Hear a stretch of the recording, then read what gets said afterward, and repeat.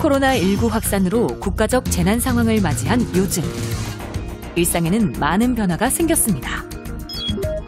질병 예방의 중요성이 강조되고 학생의 건강을 보호해야 하는 학교에선 보건교육을 강화해야 한다는 목소리가 커지고 있습니다.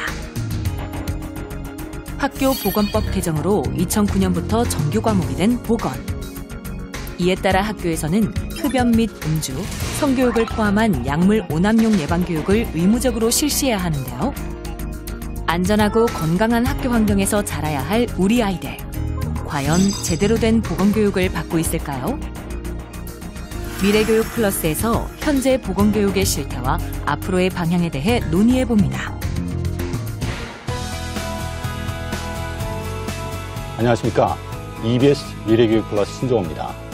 코로나19로 온 나라가, 아니 온 세계가 혼돈에 빠지면서 개인 위생과 감염병 예방에 대한 경각심이 높아지고 있습니다. 비단 신종 질병뿐만 아니라 청소년의 신체와 정신 건강을 위협하는 유해 환경들도 갈수록 늘고 있는데요. 학교에서 우리 청소년들의 신체, 심리, 건강을 지켜줄 수 있는 보건교육의 역할이 점차 중요해지고 있습니다. 안전교육 3부에서는 우리 학생들의 건강권을 지켜주는 보건교육의 활성화 방안에 대해서 같이 이야기 나눠보도록 하겠습니다. 먼저 함께 이야기 나눠주실 분들을 소개합니다. 보건교육이 제대로 이루어지게 되면 아이들의 학업 성취 능력이 굉장히 높아집니다.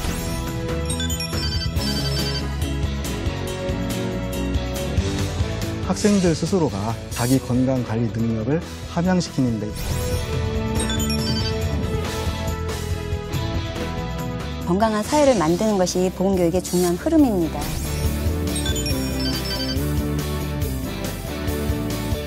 지식의 전달보다는 조금 체험과 활동 위주의 입체형 교육을 많이 진행을 하고 있어요. 보건교육이 정말 매일매일 지속적으로 운영되었을 때는 지역사회도 국가적으로도 보호할 수 있는 그런 역할을 하지 않을까.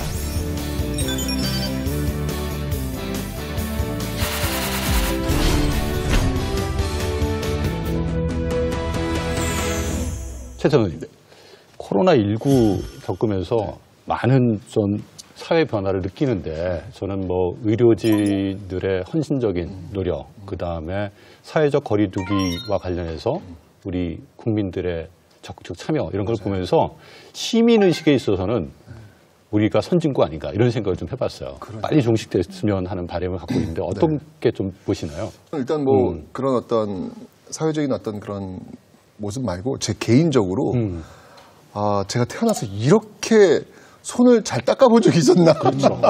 저는 처음이에요. 게다가 이게 자기 습관이 잘 안 되다 보니까 집에 딱 오면 이 딸내미한테 제가 이 검열을 받아요. 맨날. 올 때마다 항상 30초 동안 손을 닦아야 되는데 그 닦아먹는데 그때 아니더라고요. 또 방법이 다 있더라고요. 네. 그래서 너무 신기해가지고 물어봤어요. 너는 이런 걸 어디서 배웠니? 그때 다 선생님이 가르쳐줬다고 지켜보고 있어요. 옆에서 다 닦는 거를. 그래서 참 이런 과정 속에서 역시 참 이게 교육이 정말 중요하구나. 그렇죠. 평상시에 자기 건강을 지킬 수 있는 교육을 받을 수 있는 권리. 그게 보장돼야 되는 거고 이게 이제 학교 교육에서 보건교육이라는 이름으로 실행되고 있잖아요. 이 보건교육이 뭔지 좀 개념적으로 이야기를 하면서 시작하면 좋겠습니다. 우 교수님, 보건교육이 뭐죠? 보건교육을 한마디로 딱 정의하기는 쉽지 않은데요. 보건교육은 우선은 아이들에 대한 인권교육이라고 할 수 있어요. 아, 인권교육. 네. 보건교육이 인권교육이에요? 건강인권교육이라고 할 수 있는데 왜냐하면 지금 여러 입시교육이나 이런 뭐 또 이런 제도 하에서 아이들이 사실은 제대로 제때 먹을 수가 없고 통계에 따르면은 인구의 학생들의 4분의 1 정도가 아침밥을 먹지 못하고 있는 상태고요. 또 저녁밥 식사도 굉장히 부실하고, 그다음에 수면도 여러 가지 형태로 특히 고등학교 한 2, 3학년 정도는 수면 시간이 한 5시간 정도. 맞습니다. 평균이 그런 거니까 평소엔 더 못 잔다는 거잖아요. 이런 것들은 사실 기본적인 그 유엔 아동권리협약에서 제기하고 있는 그 아이들의 인권에 대해서 침해라는 주장이 있습니다. 그래서 사실 이 보건교육은 아이들이 스스로 자기를 굉장히 소중하게 생각하고 자기의 건강을 돌보고 또 그런 마음의 토대가 있어야 다른 사람의 건강에 대해서도 다른 사람의 인권에 대해서도 존중할 수 있는 것이기 때문에 저는 굉장히 중요한 건강 인권 교육이라고 생각을 하고요. 근데 법률적으로는 이제 학교보건법에 그 내용들이 나와 있습니다. 그래서 그 내용들은 질병의 예방과 관리, 신체 발달과 체력 증진, 그다음에 흡연, 음주, 약물 오남용 예방, 성교육, 정신건강 증진 이런 것들이 2007년에 모든 학교에서 의무적으로 하도록 이제 이 내용이 통과가 됐고 2012년에 들어서 정신건강이 추가가 되고 2013년에 이제 응급처치 CPR을 포함한 응급처치 교육들이 추가가 됐습니다. 그래서 이 교육들이 그냥 영역별로 나누어진 것이 아니라 건강 역량, 건강 관리를 하는 역량을 기르기 위한 건강 기술, 옹호 활동, 또 정책에 대한 평가 이런 내용들이 전체적으로 보건교육에 포함이 되고 있습니다. 박성근 원장님. 예. 보건이라는 단어는 사전적으로 건강을 올바르게 온전하게 지키는 의미로 이렇게 적혀 있습니다. 그래서 건강에 대한 개념을 이해할 필요가 있는데요. WHO 세계보건기구에서는 건강의 개념을 질병에 걸리지 않거나 또 허약할 뿐만 아니라 신체적으로, 정신적으로, 사회적으로 안녕한 상태를 유지, 흔히 우리가 얘기하는 웰빙 상태를 의미합니다. 학교의 보건교육은 학생들 스스로가 바람직한 방향으로 건강 영역에 대해서 스스로 유지, 증진할 수 있는 자기 건강 관리 능력을 함양시키는 데 있다 이렇게 말씀드릴 수 있습니다. 예. 근데 그럼 장 학생님 그런 것들이 좀 이렇게 뭐 법령이나 뭐 이런 것들로 명시되어 있는 그런 게 좀 있나요? 법령으로서는 학교보건법이 있고요. 그리고 성폭력, 성매매 관련해 성폭력 예방법도 있고요. 학교폭력 예방교육도 있고 그리고 지금 학교 안전사고 예방 및 보상에 관한 법률 그리고 교육부 고시에 의거해서 학생 7대 안전교육 영역에서도 그 보건법, 보건교육 내용이 해당되어 있어요. 그래서 지금 보건교육이 다양한 법령에 의해서 지금 산발적으로 운영이 되고 있고요. 그 형태로는 첫 번째로는 보건교사에 의해서 정말 선생님에 의해서 운영되는 보건교육이 있고 두 번째로는 학생 7대 안전교육에 의해서 약물 오남용이나 아니면 성폭력, 성매매 예방교육이나 아니면은 성매매 예방교육 그런 것도 들어가 있죠. 그죠? 교수님 들어가 있죠? 그러니까 너무 많이 좀 종류가 되게 많은 거예요. 거기다가 지금 응급처치 교육까지도 들어가 있거든요. 근데 이건 또 교과 연계를 해서 선생님들이 창의적 체험 활동이나 교과 활동에서도 할 수 있도록 그렇게 되어 있어요. 그리고 세 번째로는 경기도 교육청에서는 경기도 교육청 성교육 진흥 조례에 의해서 또 20시간씩 교과 연계해서 성교육을 하도록 되어 있거든요. 그러니까 이렇게 다양하게 지금 운영이 되고 있는 상태예요. 왜 저는 그런 교육을 받은 이렇게 총총한 법령이 있는데 왜 저는 그런 경험이 없을까요? 저는 그 법령들이 학교에서는 어떤 식으로 구현되고 있는 거죠? 실제로는 뭐 보건교육의 이제 네 가지 영역에 대해서 이루어지고 있는데요. 뭐 생활 속의 건강 실천이라든지 건강 사회 문화 등에 대해서 창의적 체험 활동 시간을 통해서 이루어지기도 하고 또 다른 뭐 중고등학교나 초등학교에서는 보건 과목을 이제 선택 과목으로 지정을 해서 운영을 하기도 합니다. 지금 두 분은 실제 보건교육을 학교에서 담당하고 계시죠? 네. 우리 차 회장님도 그렇고 정 선생님도 그렇고 이 학교에서 보건교육을 하는 게 왜 중요한지 한번 좀 얘기를 해주시죠. 사실 학생들의 건강권은 가정 그리고 더 나아가서는 학교에서부터 관리하고 보호해야 된다고 생각합니다. 그런데 이러한 것을 이제 보건교육이 할 수 있다고 생각을 하는데요. 앞으로 점점 더 저출산 고령화 사회가 진행이 되고 그럼에 따라 학생들 한 명 한 명의 건강이 더욱더 소중하다고 생각이 되는데 이러한 보건교육을 아이들이 어렸을 때부터 조금 더 체계적으로 배운다면 그러한 건강 습관이 생활화되고 또 이것이 평생 건강으로까지 이어진다고 생각을 합니다. 또 지역사회 25%의 인구들이 학교 내에서 존재하고 있기 때문에 우리가 보건교육을 잘 실천이 된다면은 이러한 경제적이고 효율적인 파급 효과는 더 크다고 생각이 됩니다. 우리 보건교육 교과 과정을 보면은 모든 주제들이 기본적으로 내가 소중하고 남도 소중하기 때문에 건강한 관계를 도모해서 건강한 사회를 만드는 것이 보건교육의 중요한 흐름입니다. 보건교육의 기본적인 이런 철학이 있는 한 지금 코로나처럼 감염병이 닥쳐왔든 지금 N번방처럼 어떤 성폭력에 대한 이런 문제들이 있던 간에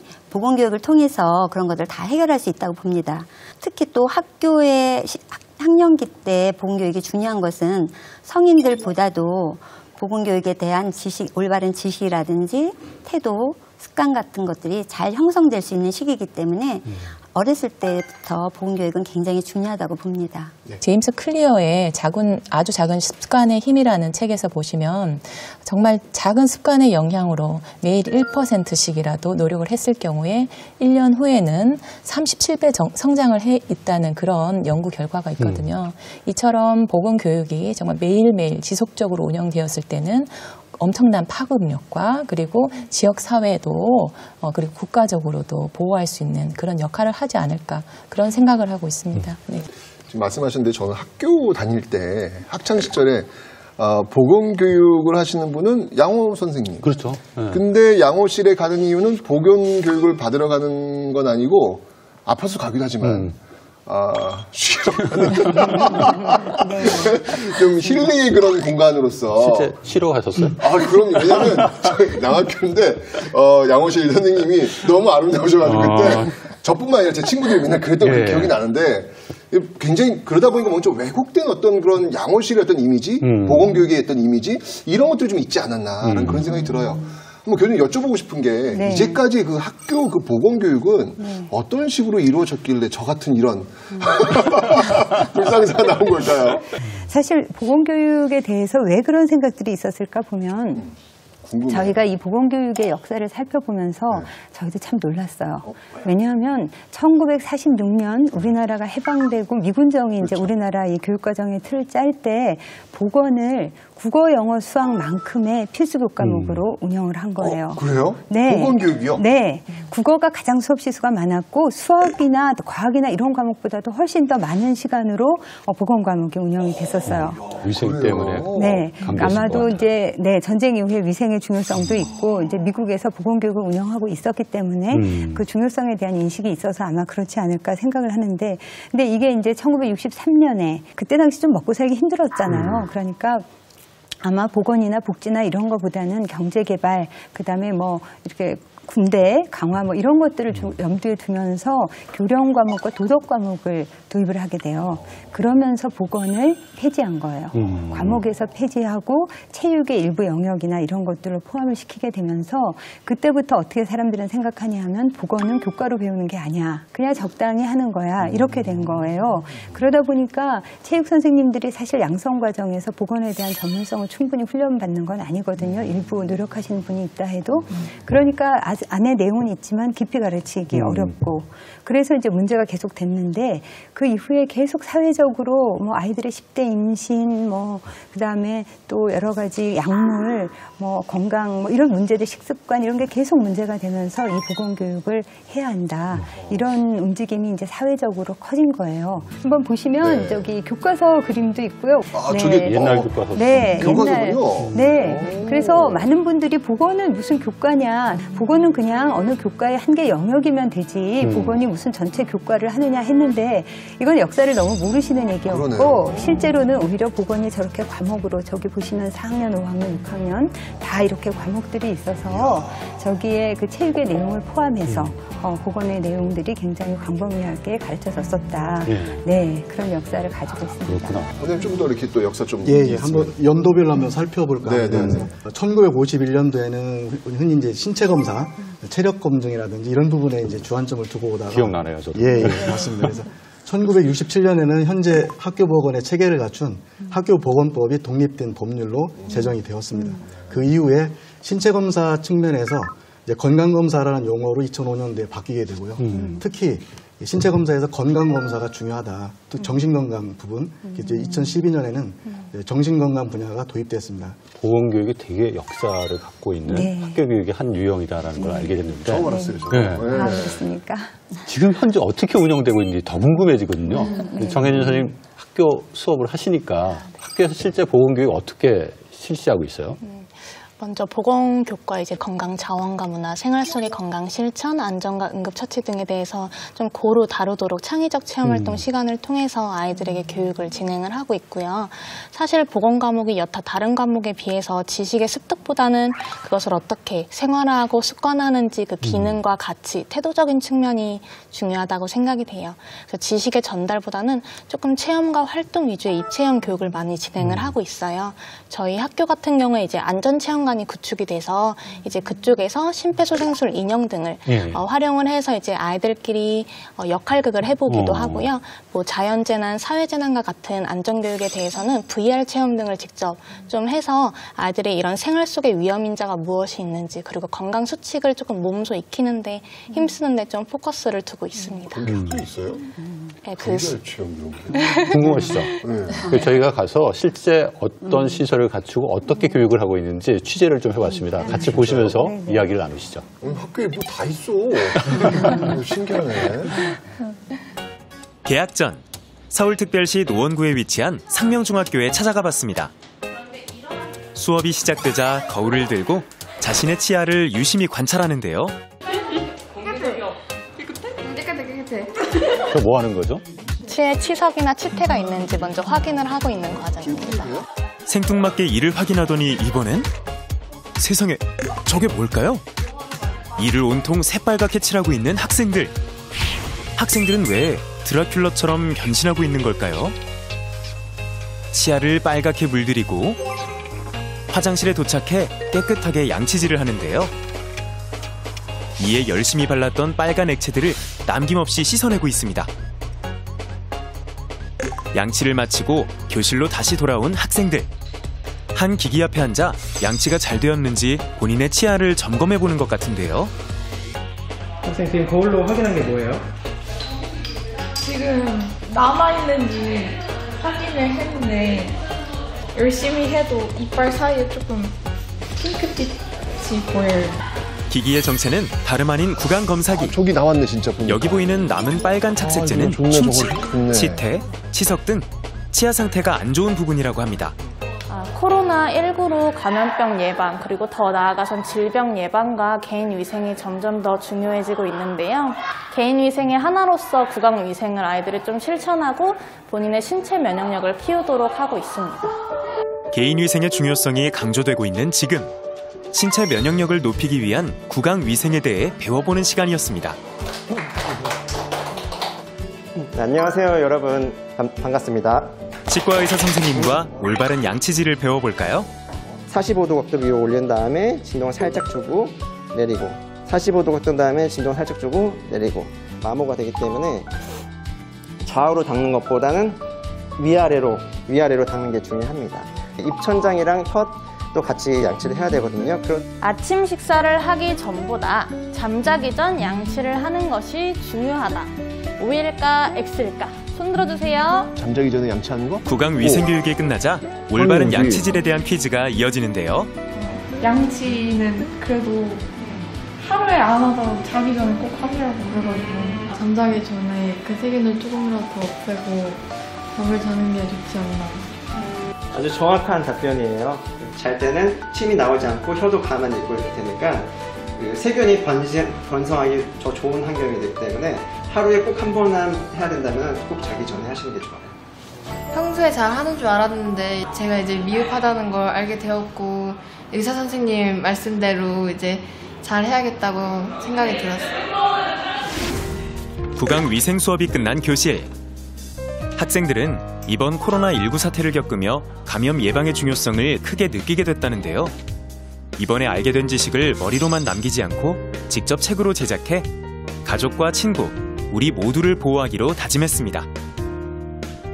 그리고 균을 없애기 위해서 가장 중요시되는 손 씻기. 손소독제도 직접 만들어 봅니다.